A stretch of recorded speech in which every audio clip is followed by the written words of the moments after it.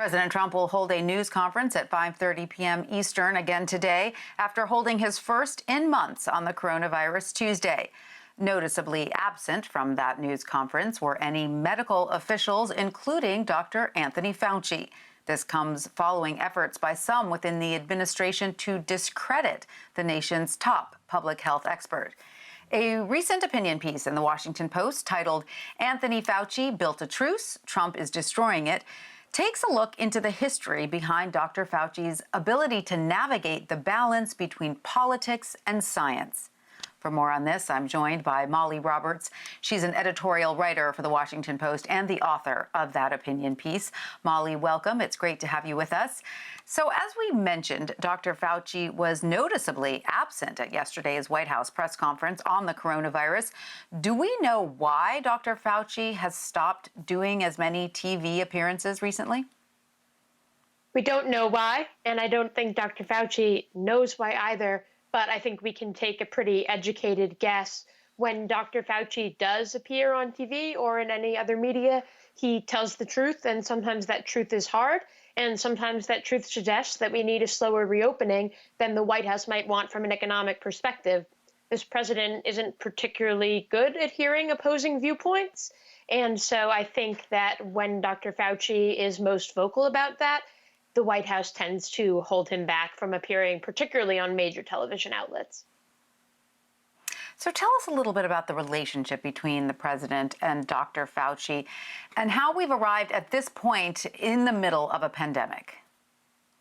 Well, Dr. Fauci will tell you that they have a very good relationship, and President Trump will say so too, which is part of what's so interesting about this. Even as President Trump says that, other elements of the White House are dumping opposition research on Dr. Fauci, or trade advisor Peter Navarro even wrote an op-ed in USA Today that said that Dr. Fauci had been wrong every time that they'd interacted. So it seems like the White House is trying to have it both ways.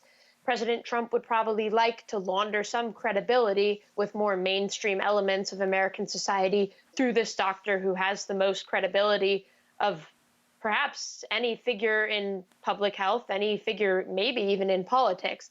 But on the other hand, he'd like to cater to his base and would like to push this economic reopening by suggesting that when Dr. Fauci says, well, hold up, if we reopen the schools, we have to be really, really careful about that. That he is, and of course, this is not a quote-unquote alarmist. Right.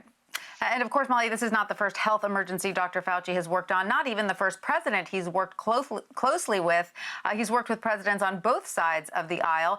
Can you remind our viewers of some of the epidemics that Fauci has worked on over the years and why his knowledge is so invaluable and how he's been able to navigate that tricky space between politics and medicine?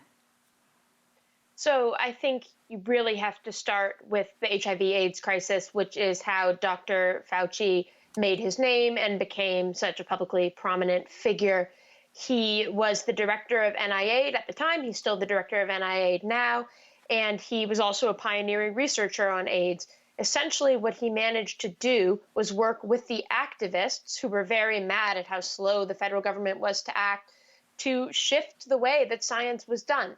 And what he figured out there was that science and politics are inextricably intertwined, but that the way to navigate that is to emphasize their independence, which sounds almost contradictory. So he realized that if you argue the science for the science sake, and if you isolate politics from science, that's the way to bring politicians around to your side because it's useful for everyone. They can be insulated from the more radioactive elements of a crisis, but also actually get something done. So he established himself as a figure that way. And then in years to come on AIDS as the crisis continued, but also on various swine or bird flu epidemics, or even on anthrax, bioterror, he became the go-to guy for 6 presidents now, if you include Trump.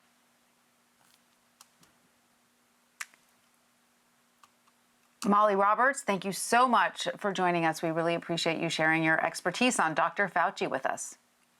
Thanks for having me.